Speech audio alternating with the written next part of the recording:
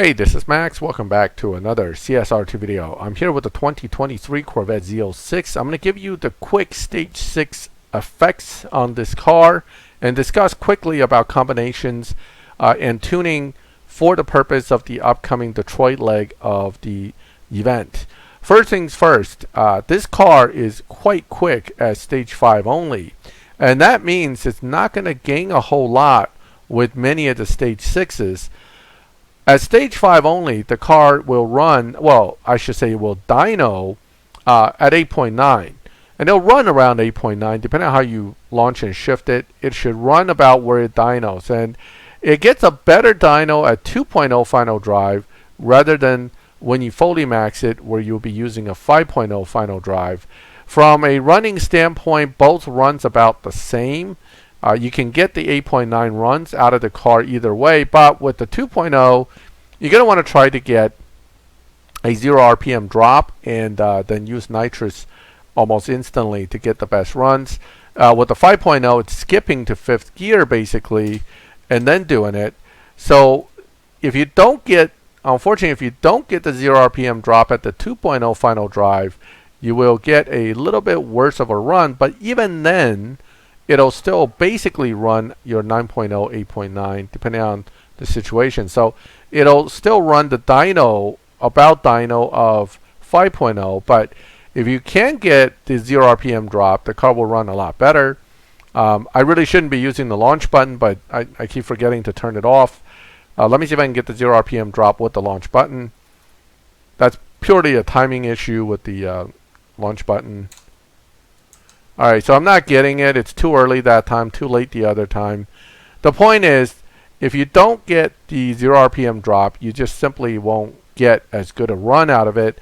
Not to say that you still can't get very close, but your absolute best runs will likely come from 0 RPM drop into Nitrous. Okay, I'm not going to waste your time making that attempt. We're going to talk about how the Stage 6s play out, and then we'll talk about the one Stage 6 that doesn't make a difference on the tune.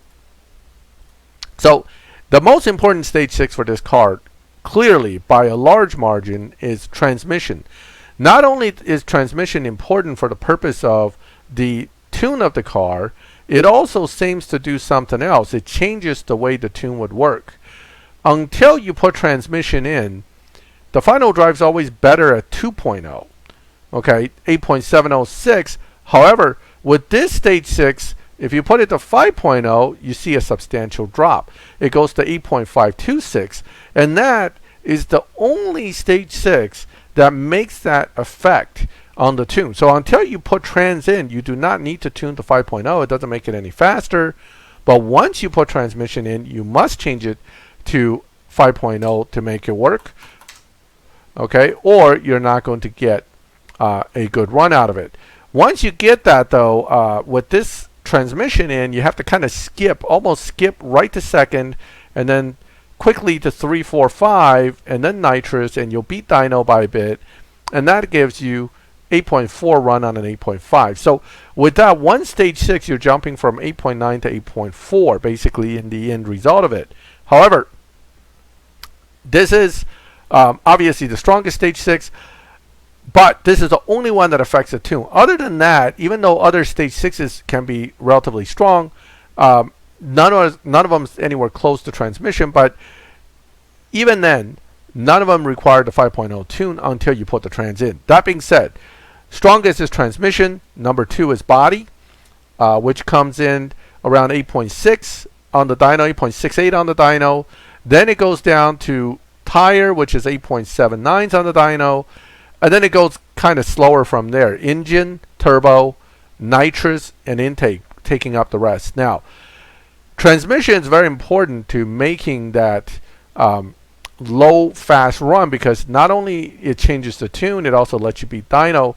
For example, if we put transmission and body and tire in, these are the top 3, you now have a jump of almost a second between the 3 Stage 6s, allowing you to hit, if you drive it correctly, you should be able to hit almost 7.9s.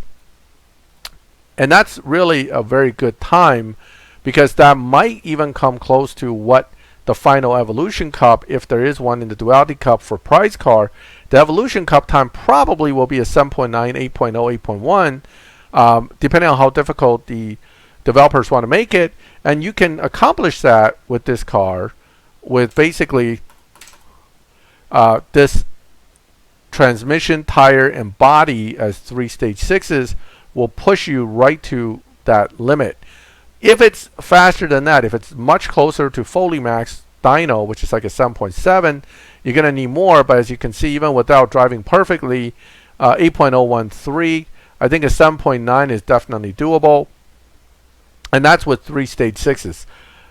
That being said, other combinations will struggle. Anything under 8.5 is actually really difficult with all the other stage 6s. This is, again, the breakdown of stage 6s on these cars always strongly lean towards having the right and strongest stage 6s or 2, and then everything's downhill from there. For example, I'm going to give you 4 of the worst, okay, rather than the top 3, and I'll show you the difference.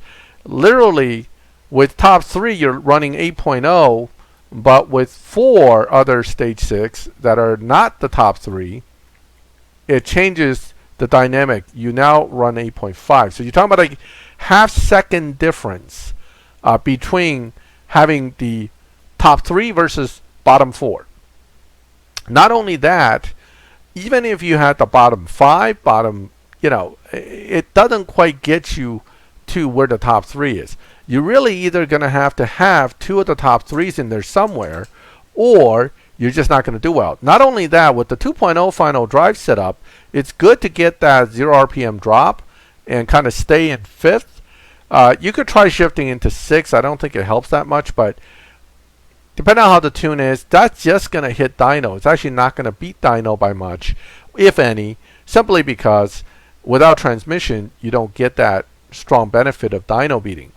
So that's where this car kind of comes in and can really make things easy or super difficult for you.